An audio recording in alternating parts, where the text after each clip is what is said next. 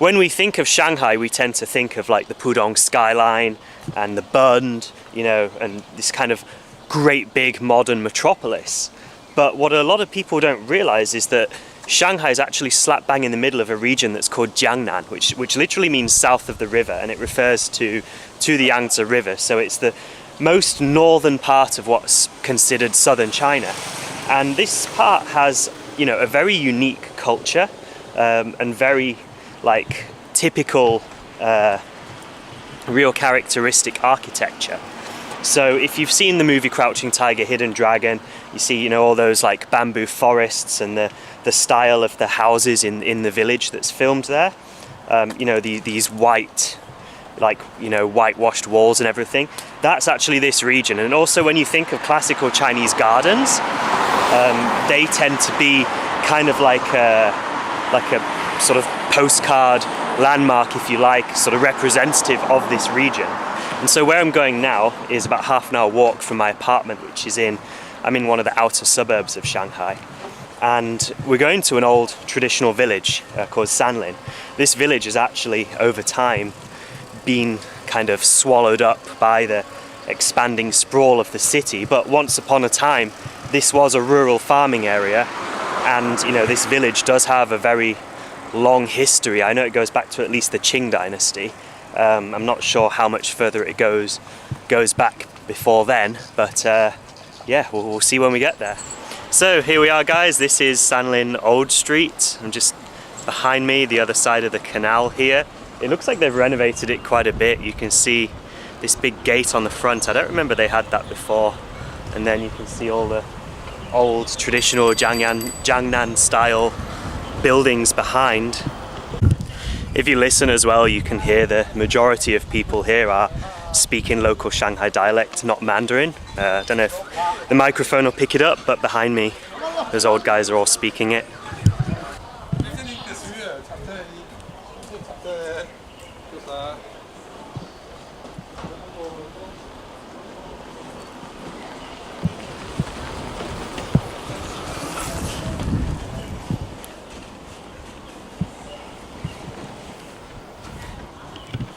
So apparently the version of Shanghai dialect that's spoken here is very different to the Shanghainese that's spoken in like the city itself, and it's actually quite hard for like city Shanghainese to understand people that are speaking here. So when people from the city are coming out here, they tend to actually communicate with the local people in Mandarin and not Shanghainese, which is quite strange. Go explore the back streets, and then here's some, I guess, like some folk paintings that would have been done in this area. I don't really know much about Chinese art.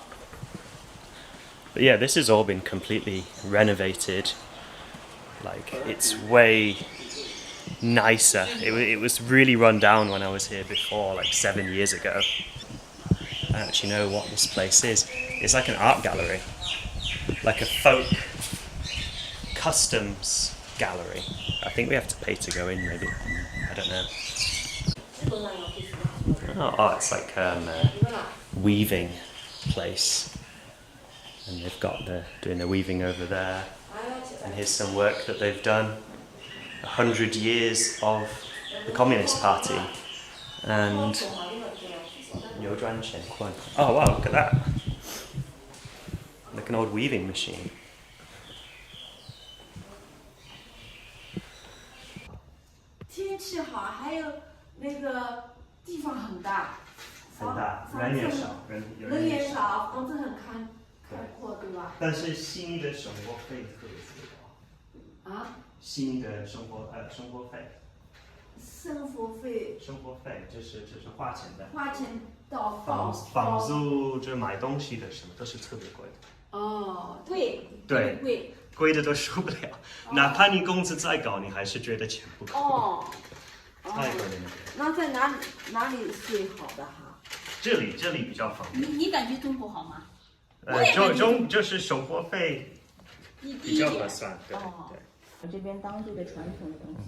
哎，你们可以做裤子吗？可以的呀。我应该做一些练功夫的裤子。无论至于我在想，我们这些条纹的或者什么样的，自己做一条裤子。省得去买了，买回来嘛退掉，买回来嘛退掉，买不退。你自己手艺这么好。它是面还是麻？棉啊，我们可以摸。这是棉还是？是棉还是麻？他问。那上面有那上面有是面料。面料。棉的，纯棉的，那个棉花纺出来的。可以摸，你可以在里面来摸。Oh, so that's the cotton that they use. 你可以去摸一下。这是是这个。哇，很软。全都是棉。这里没有那个的，都是棉的东西。So yeah, we could do some martial arts clothing with this material. Look how nice that material is. And this is all traditionally handmade. This is the lady, so she's like a national, like an inheritor of this traditional skill. 那我们呢？为什么要做雕塑呢？就是等于当时我们3年以后，康学昭老先生他是为了打造一个。See, we could make some kung fu trousers and shirts out of this. Look how nice that would be. So Chinese New Year, they have a local dragon dance, and they have a lion dance. I don't know too much about lion dance. I don't know if it's like there's a specific one that's local to this area, or if they're just doing the sort of generic, like Cantonese sort of lions that are popular these days. But you can see some pictures of. Oh, this is China intangible cultural heritage, Dong, which is also called Pudong Lao.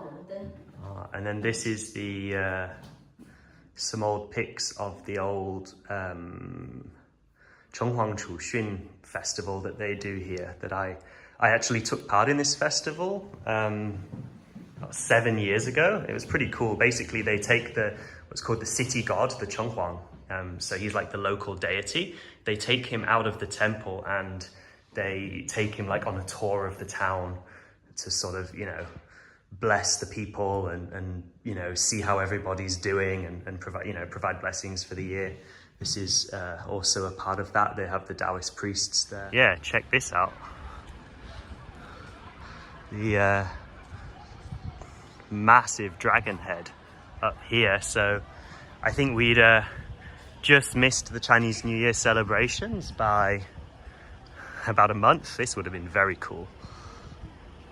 So yeah, back in the day, this would have been like a stage where they'd have done sort of local theatre, like Chinese opera, Kunqiu, which would be like the Jiangsu style of opera. Not sure if there's any sort of still going on here. And then look, these are all the actual old houses. I think most of them have been made into shops and stuff, but it does look like people are still living in them as well. This one, they're selling pickles and... Is this pork skin? Pig skin. It's pork crackling, basically. And then they've got all pickles, all different pickles inside. And these are dried ducks. I don't know if I quite fancy eating a duck that's just been like hung up on the street though. There's a tea shop in there, looks pretty nice, but it looks a bit busy, so I have plenty of tea at home anyway.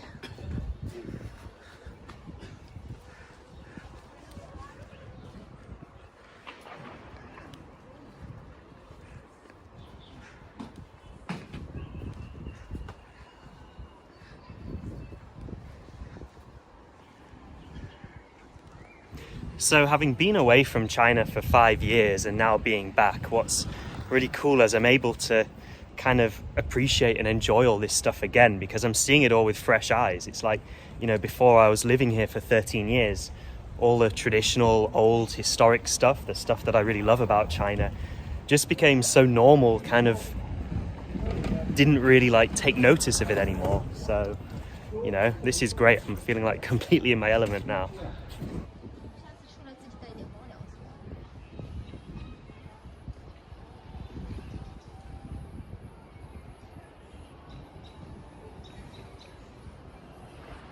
So as you can see, there's so many canals and stuff, which is quite characteristic of this region of China.